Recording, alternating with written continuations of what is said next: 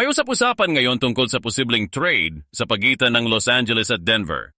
Pero bago pa man umandar yan ng husto, may isang malaking bagay na dapat mangyari muna. Dapat magdesisyon si LeBron James kung ano ang susunod niyang hakbang. Habang naghihintay ang lahat sa kanya, tahimik munang gumagalaw ang mga koponan sa likod ng eksena. Naghahanda kung sakaling kailangan nilang kumilos agad. Ang Denver, kung titingnan mo ng mabuti, nasa medyo mahirap na sitwasyon. Gusto nilang panatilihin ang isa sa mga batang manlalaro nila, pero kailangan din nilang punuan ang mga bakanteng pwesto sa roster at gusto nila itong gawin ng hindi gastos ng gastos. Ang problema, halos lahat ng manlalaro nila ay parehong klase, mga malalaking forward at center. Marami sila ron, pero konti lang sa guard position. 3 lang talaga silang tunay na guard sa buong roster at isa pa dito hindi pa nga confirmed kung babalik. Ngayon, dito papasok ang kabilang panig. Kung ikaw ang koponan mula Los Angeles, alam mong kailangan mo ng mga malalaking manlalaro, forward na pwedeng tumulong dagad sa laro. At sa Denver, mayroon silang sobra-sobra nito, kaya bakit hindi gumawa ng isang swap na parang perpektong tugma? Ibigay mo ang mga guard na hindi mo naman kailangan ng husto at kapalit, kunin mo ang mga forward na kulang sa iyo. Hindi ito basta-basta pangarap lang. May mga specific na pangalan na pwedeng pag-usapan dito at bawat isa sa kanila ay may sariling kwento.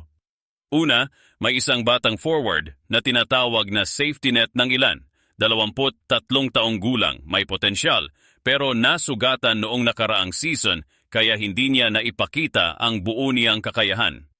Kung babalik siya sa dati niyang anyo, pwede siyang maging malaking tulong sa bench. Tapos may isa pang batang manlalaro. Halos 6 na 7 na pulgada ang taas na may potensyal na maging susunod na malaking SEO. Or presa sa center position kung bibigyan lang siya ng tamang pagkakataon. At saka meron pang isang manlalaro na alam na ng lahat, kasama pa niya mismo, na malapit na siyang lumipat ng koponan. Sa katunayan, ipinahayag na niya ito sa sarili niyang social media. Isang batang wing na may taas at bilis, pwedeng maging dagdag na 3-and-D player kung saan man siya dadalhin. Ngayon, dito papasok ang malaking tanong. Pwede bang pagsamahin ang lahat ng ito sa isang malaking kasunduan? Kung ang kwentong to ay nakakaengganyo sa iyo, i-share mo na ito ngayon. Baka may kaibigan kang gustong makarinig ng ganitong klaseng puntong basketball talk. Isipin mo ang senaryong ito. Kunin mo ang batang center, yung batang forward na may potensyal, at yung wing na malapit nang umalis, 3 silang isasama sa isang deal. Kapalit, magpapadala ka ng ilang guard na hindi mo naman kailangan ng husto. Sa isang iglap, napupunuan mo ang 3 bakanting pwesto sa roster mo, nakakakuha ka ng bagong dugo, at nabibigyan mo pa ng lugod ang kabilang koponan dahil natutulungan mo silang makahanap ng mga manlalarong angkop sa kanilang pangangailangan. Pero hindi doon nagtatapos ang usapan. May mas malaking version din dito. Kung talagang gustong mangyari ng isang koponan ang malaking hakbang, pwede rin nilang isama ang isang established na wing player sa parehong deal. Isang manlalarong kayang maglaro agad bilang starter. Oo, magkakaroon ng dagdag na presyo dito, marahil sa anyo ng mga future draft pick, pero para sa isang koponan na desperado ng manalo ngayon, hindi ito masamang trade-off.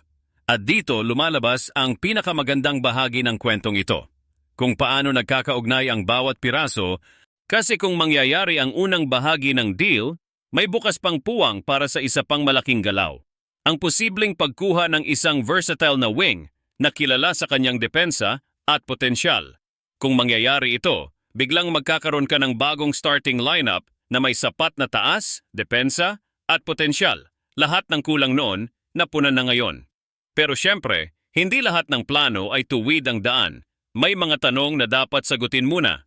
Gaano karaming pera ang pwedeng dalhin pabalik nang hindi nasisira ang budget? Kasi kung sobra ang dala mong pasanin, baka hindi mo na kayang isama pa ang pinakamalaking piraso ng puzzle. Kaya kailangan ng maingat na pagpaplano, hakbang-hakbang, hindi basta-basta. At ito ang totoong kagandahan ng sports management. Hindi ito tungkol sa isang malaking desisyon lang.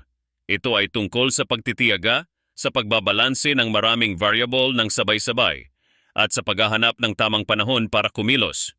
Minsan, ang isang maliit na hakbang ngayon ang nagbubukas ng pinto para sa mas malaking oportunidad bukas.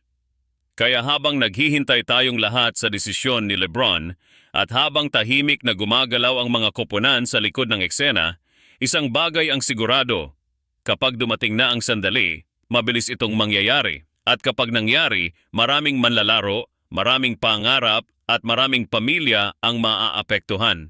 Kasi sa likod ng bawat trade, hindi lang numero at pera ang nakataya, buhay at karera ng tao rin ang kasama. Kaya ito ang tanong na iiwan ko sa inyo. Kung ikaw ang decision maker, gagawin mo ba ang malaking hakbang o mananatili kang matiyaga at maghihintay ng perpektong sandali? I-share ninyo ang inyong opinion sa comment section. Kung natouch kayo o naengganyo man lang ng kwentong ito, huwag kalimutang mag-like, mag-subscribe, at iyon ang notification bell para hindi kayo maiwanan sa susunod na update. Salamat sa pakikinig at hanggang sa muli.